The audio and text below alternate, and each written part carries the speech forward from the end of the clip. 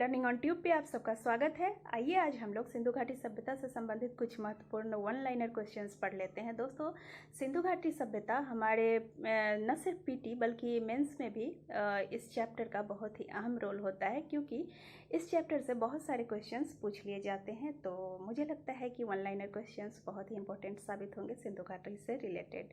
तो चलिए स्टार्ट करते हैं वीडियो को। और दोस्तों, आप सबों से रिक्वेस्ट है कि अगर वीडियो पसंद आती है तो चैनल को सब्सक्राइब करें और अपने लाइक और कमेंट दे करके मुझे मोटिवेट भी कीजिए और अपने दोस्तों के साथ शेयर ज़रूर कीजिएगा। तो चलते हैं स्क्रीन पे, देखते हैं क्वेश्चंस कैसे कैसे हैं। और ये वीडियो इस सिंधु घाटी सभ्यता का फर्स्ट पार्ट होगा। सेकंड पार्ट हम लोग अगली बार करेंगे। तो चलिए स्टार्ट करते हैं। तो वीडियो का फर्स्ट क्वेश्चन होगा, हड़प्पा सभ्यता में कौन सी दो मुख्य खाद्यान्न पाई जाती है। हड़प्पा सभ्यता में दो मुख्य खाद्यान्न पाई जाती थी। वो दो मुख्य खाद्यान्न कौन कौन से थे? तो वे थे गेहूं और जौ। ठीक है, हड़प्पा सभ्यता की जब खुदाई हुई है तो उसमें दो मुख्य खाद्यान्न पाई गई है। तो ये हो जाएगा आंसर, गेहूं और जौ। नेक्स्ट है, स्वतंत्रता प्राप्ति के बाद सर्वाधिक हड़प्पा कालीन स्थलों का पता कहाँ से चलता है। तो सबसे ज्यादा हड़प्पा कालीन स्थल गुजरात में मिले हैं। ठीक है, नेक्स्ट क्वेश्चन, हड़प्पा कालीन शहरों एवं नगरों को किस प्रकार बांटा गया था। तो हड़प्पा कालीन शहरों एवं नगरों के विभाजन का जो पैटर्न था वह आयताकार था। तो आयताकार खंडों में बांटा गया था। नेक्स्ट क्वेश्चन है, मानव सभ्यता को इस काल से किन दो प्रमुख चीजों की प्राप्ति हुई। वैसी कौन सी दो चीजें थी जो मानव सभ्यता को इस काल में प्राप्त हुई? आंसर हो जाएगा गेहूं और कपास। ठीक है, सबसे पहले मानव सभ्यता ने हड़प्पा सभ्यता में ही गेहूं और कपास की खेती स्टार्ट की थी। नेक्स्ट है, उत्तर हड़प्पा अवस्था काल के चिन्ह किन नगरों से प्राप्त होते हैं। उत्तर हड़प्पा अवस्था के जो चिन्ह मिलते हैं वे रंगपुर और रोजदी से मिलते हैं। ठीक है, नेक्स्ट है, सिंधु सभ्यता का समूचा क्षेत्र किस आकार का है। सिंधु सभ्यता के पूरे क्षेत्र को अगर पैटर्न में देखें तो उसका आकार है त्रिभुजाकार। ठीक है, त्रिभुजाकार उसका आकार है। नेक्स्ट है, हड़प्पा सभ्यता का पूरा क्षेत्रफल कितना है। हड़प्पा सभ्यता का पूरा क्षेत्रफल है 12,99,600 वर्ग किलोमीटर। ठीक है, 12,99,600 वर्ग किलोमीटर। नेक्स्ट है, अब तक हड़प्पा संस्कृति के लगभग कितने स्थलों का पता लग चुका है। अब तक हड़प्पा संस्कृति के लगभग 1000 स्थल पता लगा लिए गए हैं। ठीक है, और सबसे ज्यादा स्थल गुजरात में मिले हैं। ठीक है, नेक्स्ट पे चलेंगे, हड़प्पा और मोहनजोदड़ो किस नदी द्वारा जुड़े हुए थे। हड़प्पा और मोहनजोदड़ो जो थे वे सिंधु नदी के द्वारा जुड़े हुए थे। सिंधु नदी के द्वारा हड़प्पा और मोहनजोदड़ो सभ्यता जुड़ी हुई थी। मोहनजोदड़ो शहर जुड़े हुए थे।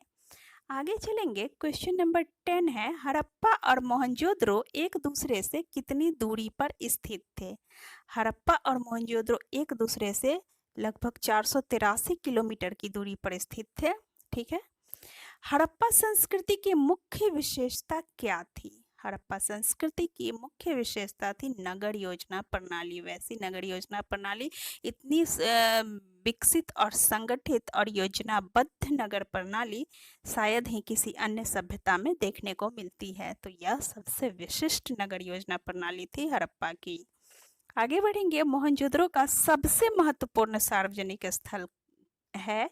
तो सबसे महत्वपूर्ण सार्वजनिक स्थल की अगर बात करें तो वह है विशाल स्नानागार। नेक्स्ट है, मोहनजोदड़ो की सबसे बड़ी इमारत कौन सी है।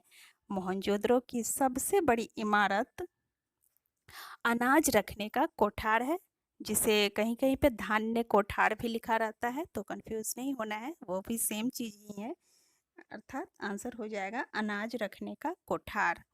किस स्थल के प्राक हड़प्पा अवस्था से कुंड का पता चलता है। कुंड कहते हैं हल रेखा को। ठीक है, हल के द्वारा जो रेखा खींची गई है उसको कुंड कहते हैं। तो अगर वो रेखा खींची गई है हल के द्वारा तो इसका मतलब साफ है कि ऑब्वियसली हल का प्रयोग हड़प्पा सभ्यता वाले करते रहे होंगे। और यहाँ पे प्राक हड़प्पा अवस्था है, अर्थात हड़प्पा से भी प्राचीन अवस्था, मतलब हड़प्पा की प्रारंभिक अवस्था में हल का चिन्ह मिला है, तो वह कालीबंगा में मिला। अर्थात हड़प्पा से भी पहले की, मतलब प्राक हड़प्पा अवस्था कालीबंगा में मौजूद था। और यह कालीबंगा कहाँ है? यह राजस्थान में है। आगे बढ़ेंगे। क्वेश्चन नंबर 15 है, हड़प्पाई लोग किससे बने हल का प्रयोग करते थे? हड़प्पा के लोग लकड़ी के बने हुए हलों का प्रयोग करते थे। आगे बढ़ते हैं। हड़प्पाई लोग फसल काटने के लिए हंसिए का प्रयोग करते थे। यह किस चीज का बना होता था? यह हंसिया जो है यह पत्थर का बना होता था।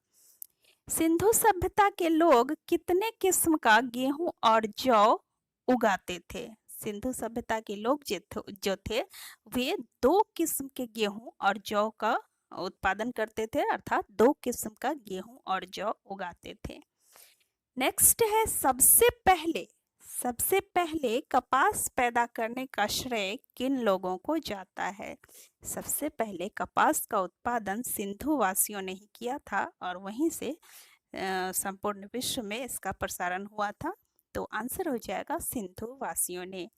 कपास को यूनान के लोग किस नाम से पुकारते थे? कपास को यूनानी लोग सिंडन कहा करते थे, सिंडन। ठीक है। बुने हुए सूती कपड़े का एक टुकड़ा कहाँ से मिला है? बुने हुए सूती कपड़े का एक टुकड़ा मोहनजोदड़ो से मिला है। आगे बढ़ेंगे। मेसोपोटामियाई अभिलेखों में सिंधु क्षेत्र का प्राचीन नाम क्या पाया जाता है? तो मेसोपोटामियाई जो अभिलेख मिले हैं उनमें सिंधु क्षेत्र का नाम मेलुहा के नाम से वर्णित है। तो आंसर हो जाएगा मेलुहा। ठीक है। आगे है, मेसोपोटामिया के पुरालेखों में किन 2 मध्यवर्ती व्यापार केंद्रों का उल्लेख मिलता है? मेसोपोटामिया के पुरालेखों में 2 मध्यवर्ती व्यापार केंद्र का उल्लेख मिलता है। यह है दिलमुन और माकन, या फिर मगान भी लिखा रहता है कहीं कहीं।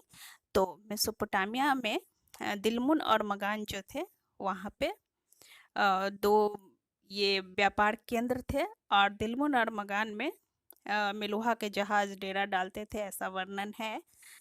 तो इस तरह से आंसर हो जाएगा दिलमुन और मगान। नेक्स्ट है, हड़प्पा सभ्यता का शासन संभवतः किस वर्ग के हाथों में था? तो जो भी पुरातात्विक सामग्री मिली है उनके आधार पर यह अनुमान लगाया गया है कि हो सकता है हड़प्पा सभ्यता का शासन वणिक वर्ग के हाथों में रहा हो। ठीक है। हालांकि शासन व्यवस्था की स्पष्ट जानकारी नहीं मिल पाती है, क्योंकि शासन प्रशासन का स्वरूप या क्या संरचना था, क्या ढांचा था, इस तरह की मतलब कि स्पष्ट और पूरी जानकारी नहीं मिल पाती है। लेकिन यह अनुमान लगाया गया है कि वणिक वर्ग के हाथों में, अर्थात व्यापारी वर्ग के हाथों में हड़प्पा सभ्यता का शासन रहा होगा। नेक्स्ट है क्वेश्चन नंबर 24, हड़प्पाई लिपि में कुल मिलाकर कितने चित्राक्षर अर्थात पिक्टोग्राफ हैं? चित्राक्षर कहते हैं चित्रों के माध्यम से किसी चीज का वर्णन करना, तो उसे चित्राक्षर कहते हैं। उसमें अक्षर की बजाय चित्र का प्रयोग किया जाता है। जैसे हमारी जो देवनागरी लिपि है इसमें हम अक्षर लिखते हैं, क ख ग घ से करते हुए शब्द बनाते हैं, लेकिन यहाँ पे चित्राक्षर में जो होता है, किसी चीज के बारे में अगर लिखना हो तो उसका चित्र बना दिया जाता है। तो इस तरह के अक्षर को कहते हैं पिक्टोग्राफ। तो पूछ रहा है हड़प्पाई लिपि में कुल कितने चित्राक्षर हैं? तो आंसर हो जाएगा 250 से 400 तक चित्राक्षर हैं। नेक्स्ट है, हड़प्पा संस्कृति की सर्वोत्तम कलाकृतियां हैं उसकी मृण मुद्राएं। मृण मुद्राएं अर्थात सील, जो भी सामान पर जो सील लगाया जाता है वह सील उसकी सर्वोत्तम कलाकृतियां हैं, क्योंकि उन सीलों पर भी बहुत ही